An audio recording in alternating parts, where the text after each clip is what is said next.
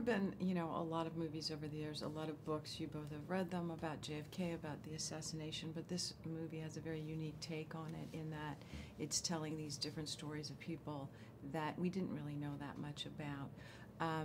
Aside from your particular characters, when you read the scripts, was there anything that was a real revelation to you about any of these stories? Did anything jump out at you beyond, or did you just focus on your particular Oswald moments?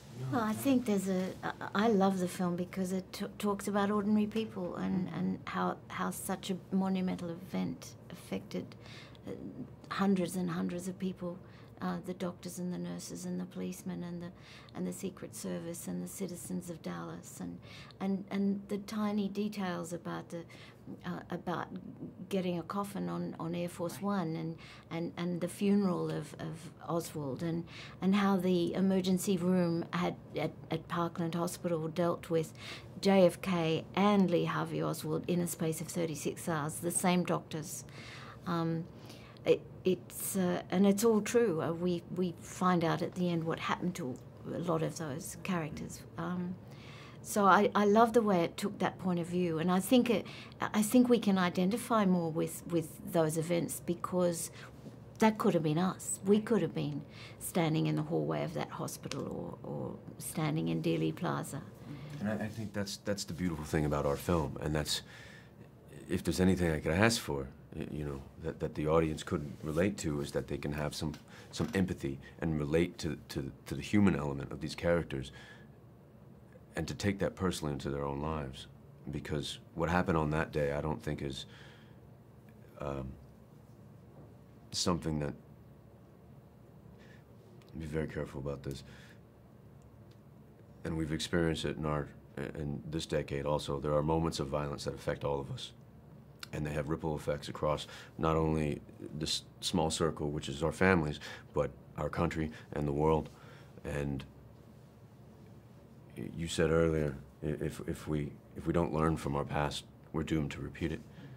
And if there's one thing we can do is to respect these stories and to tell new versions of these stories, but to continually keep them in our culture, because I do believe they're important.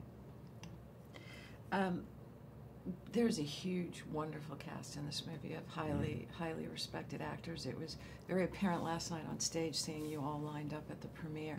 That was the first time we were all together. Well, that's what Paul told me. So that's so interesting because, I mean, having seen the movie, I understand that, but you had very little interaction with, obviously the two of you did, but did you meet anybody else?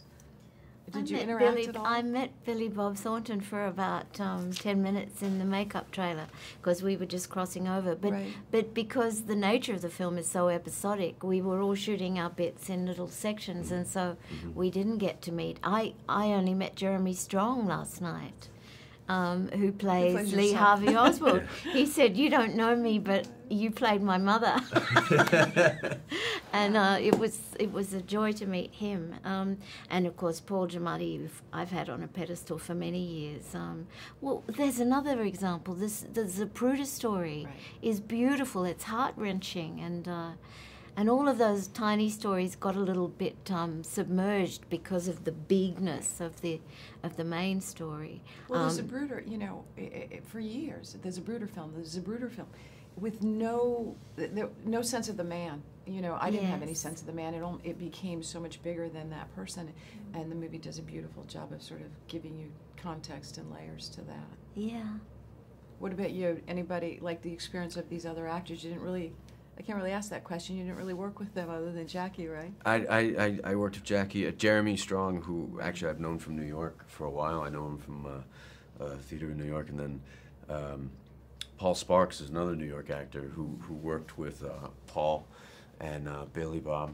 I've known him, but I mean, Billy Bob, I had one moment with him. We walked by each other in a hallway, and we say two lines to each other, and we walk by, and it's fascinating to me that we do this. We're in a movie together, and this is that moment, and then we passed, and then we went out to dinner, and we traded stories all night. You know, that's, I love the moment when we all come together. Yeah. Film is a collaborative process, and it takes a long time, and then you have this moment where we all come together, and you kind of you give it away. One last question. What do you hope audiences take away from this movie? That's a tough question. What do I hope? I think you said it when you said empathy. I think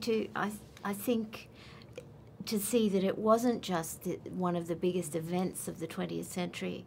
It was something that people just like you or me could have experienced, and how something huge like that does have a ripple effect, and those who forget history are doomed to repeat it.